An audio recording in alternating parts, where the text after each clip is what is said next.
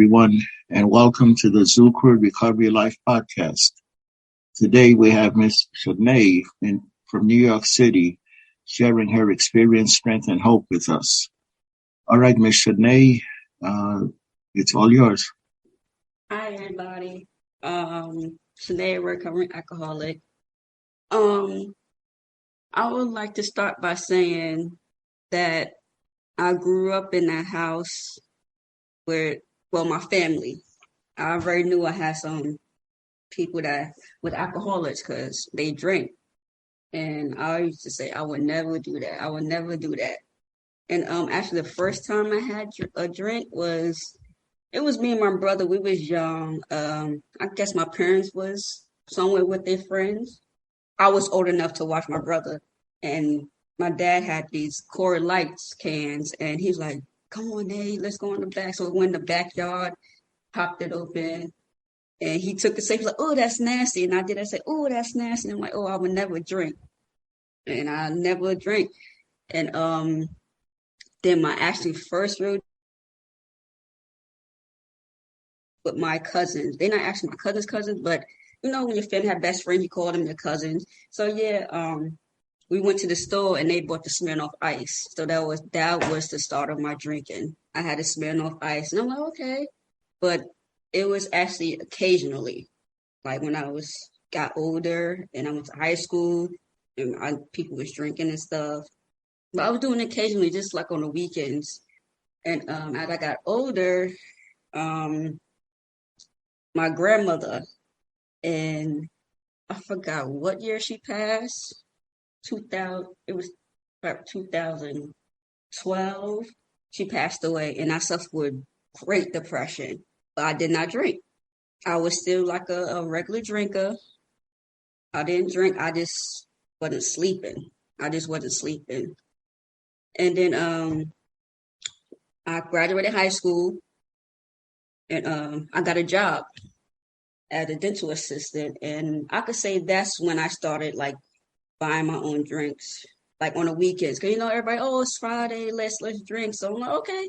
Every Friday, I would like get a bottle and stuff. Not a bottle, but I started with the like little personal bottles for myself, and then that's when I started having my friends. We all grew up. We all graduated high school together, and one of them was a drinker, and everybody else was a smoker.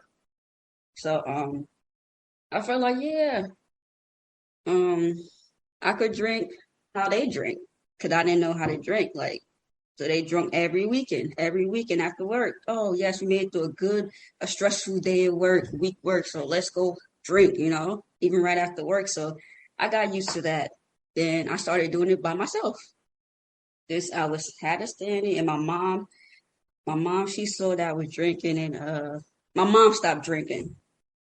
So I couldn't drink in the house. So I had to drink like outside or somewhere because she didn't allow to drink.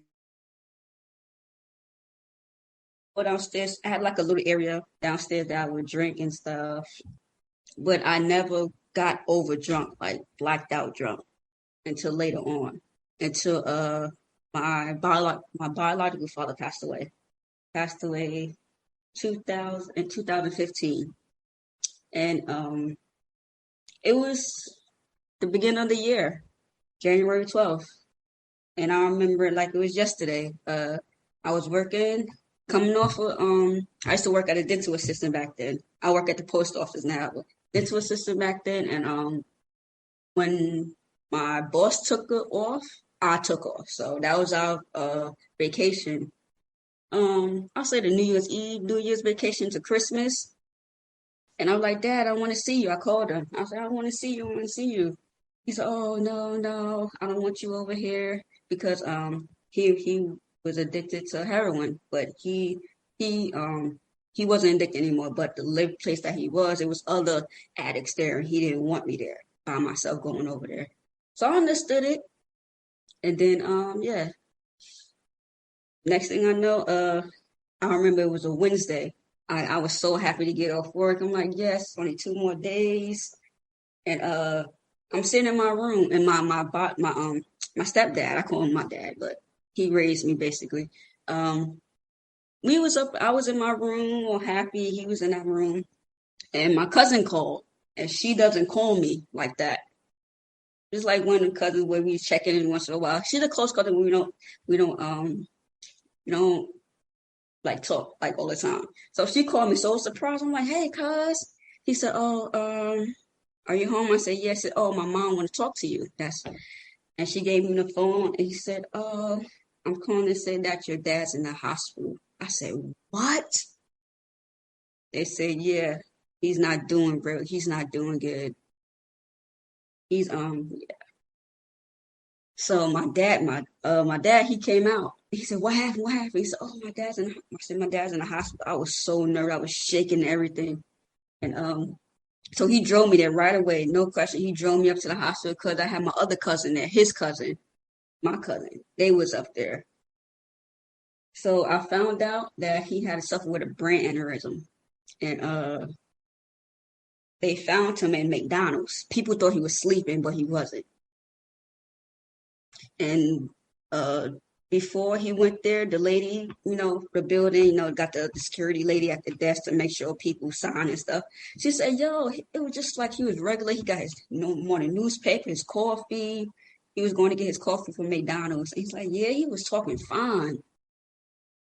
Yeah, he's suffering with a brain aneurysm. And I'm telling you, every day after work, I don't care. I went to see my dad, talk to him and everything. And it still didn't hit me. I still was like, oh, he's going to get better. He's going to get better. My mom would come up and stuff. And one day my mom said his eyes, he blinked his eyes. And she told the nurse.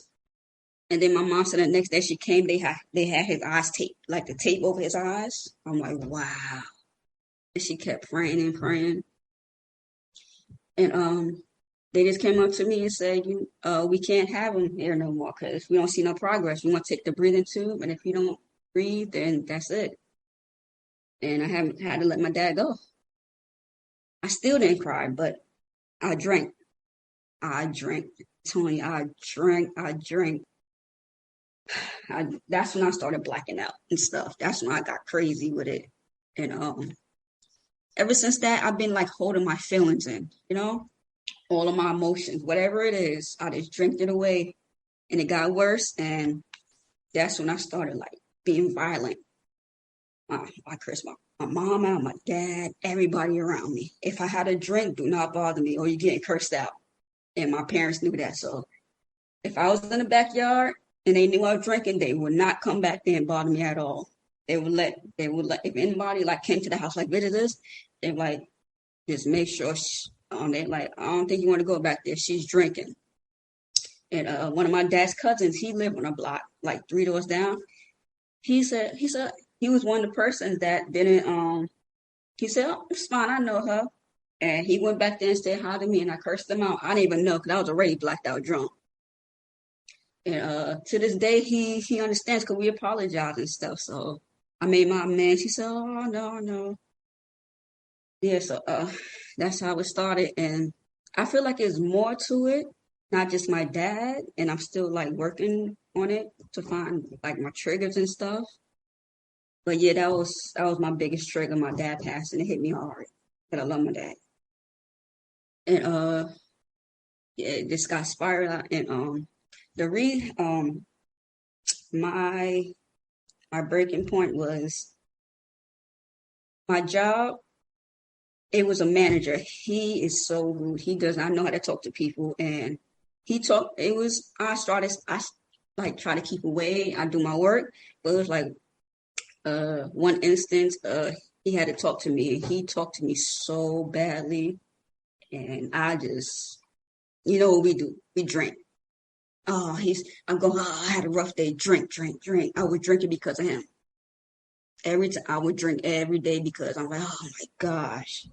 And and then my coworkers, they normal drinkers, and you're not supposed to drink on the job, but I see they bring in their little nips and stuff, and they drink it on like they walk away and go to their back and drink it and come back. So I'm like, oh, I could do that. So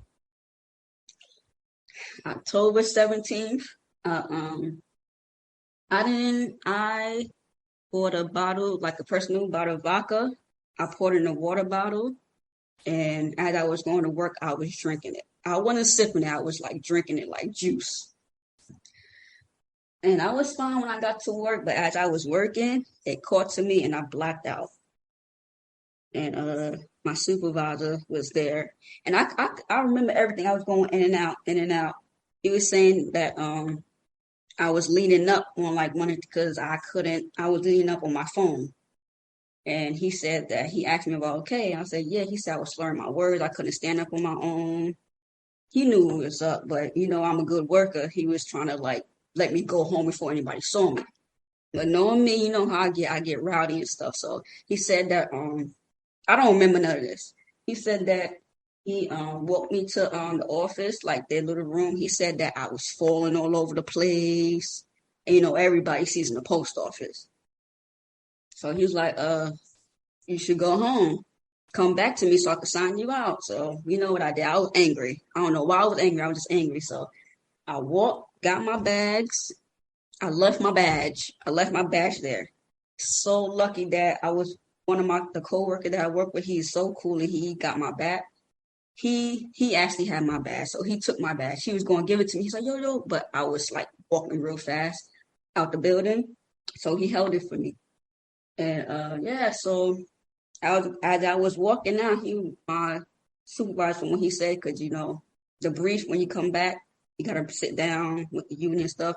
He said that I was cursing and stuff. And when I got out the building, he was trying to get me back. He had to call the postal police to help him. And then he said that I was like walking and running in the street, falling down. I was like, oh my gosh. He had to call my mom, take my phone and call my mom. He put a wrong number, finally got my mom. And I remember going, cause I was coming in and out of conscious at then. So I remember like sitting in the car and I could see my supervisor talk to my mom in and out, and I was talking real bad about him, like, oh, don't listen to him, F him, mom, all this stuff. My mom said I was so bad I couldn't even get out the freaking car. That's how drunk I was. And she was saying she had to call my brother. She said that when she gave me water, I would say, oh, thank you, Ma, thank you, Ma. My parents they was furious with me. They was furious. And when I woke up, I thought I lost my job. So I was telling my I'm gonna go apply for another job. She said, no. They was really upset. My dad said, you made the bed, so you're gonna lay in it. And so I called my mom, said, call your supervisor. So I called her. And the first thing he said, like, oh, Nay, you're not at work? I'm like, huh? He said, go to work. I'm like, oh, shoot. So, yeah, when I went to work, the manager was there. He wasn't even there yesterday, but he was there. And he talked to me so badly. Like, he was like, what's wrong with you? You're a grown woman. You got your mom coming up here like you a kid. Why would you? I'm like, and I'm just sitting there like, I'm already beat down. And he's beating me down more. And this is why I drink, because he's the type of person, like, he doesn't, like, encourage you. He's tough love you. I'm like, he's talking to me like I'm his kid. I'm like, yo, you're supposed to be lifting me up. Like, he's talking down. And, they had to have a witness. So there was a witness for him, but not for me. I didn't know that by now. Somebody said, and then the union person said, why didn't you call me? I'm like, because when I first came in, I didn't have my badge. They brought me right to the office, so I didn't have time to ask. She said, next time ask. So, they was the union person came, and the steward, the chop, I don't know how to say, the chop steward, whatever. She came and they was helping me, so I had my word against theirs, but I was real scared because I thought I lost my job, and everybody knew. So when I came back, they was all giving me stuff that you'll be all right. They're like, yo, Nate, you good. Just having everybody. And then another coworker, he's like, yo, you'll be all right. And he was telling me he went to EAP, how he got a third place. He said, yo, I still have my job, and I came in here drunk too. He said I lost he lost the scanners one time, and I was just sitting there, my eyes was tearing. I'm like, gosh. And I knew people was talking. I heard people talk, oh, yeah, she was drunk yesterday. But, I didn't care about it because you know what? I know what I did, and I know I was going to get better. But, yeah, that morning, my mom, she woke me up, And she was like, get on this meeting. And it was John's meeting. And I've been in that meeting ever since. I got sober in that meeting, got my sponsor in that meeting, and I still go to this meeting. And today I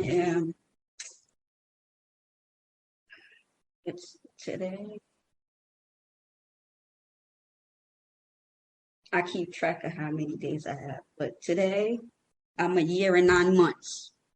A year and 9 months today. That's 638 days sober from alcohol. And I came in here and I did the work because I did not want to lose a good job. I knew I had a good job. And this is not the first job that I drank on, but this is the first job that I almost lost my job from drinking. That's how bad it was because of my manager. I let him get into my head. I drank. While he's going home happy, I'm home angry at him and drinking. And I had to learn that. And I learned that by doing the steps. He was like my trigger, so I had to get out of there. I was still an MHA, so I couldn't like bid out. So once I turned over, I was bidding to get out of there. And I'm out of there. I'm on tour 1, and I love it. It's hard because it's overnight. It's hard, but it's peaceful. Like I don't have to see that man anymore. So I'm a little emotional. My voice is shaking. But yeah, so today I have a car.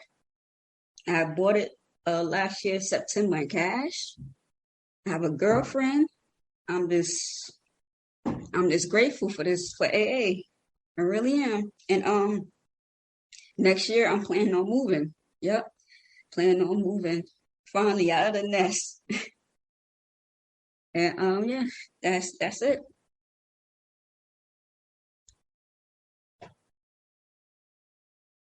All right, Ms. Shenai, thank you very much. Yeah, I retired from the post office 5 years ago in Florida, so I didn't know Shenai up in New York.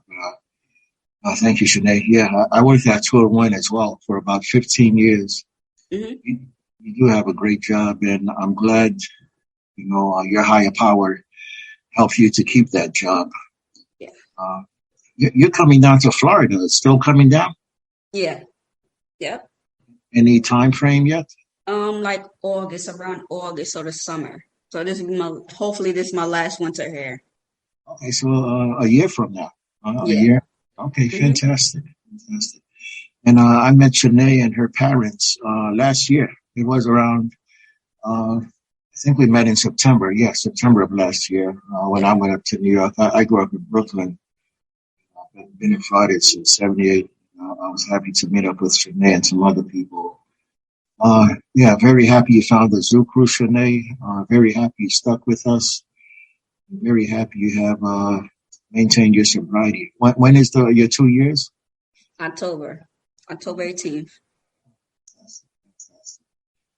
Hey, thank you, Shenai. And Shenai did this, no, I won't say last minute, but I asked her if she was willing to do it, and she didn't hesitate.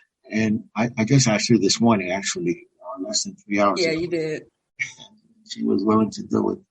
I appreciate it, Shenai. No problem. Great rest of the day. Have a great week as well. You too.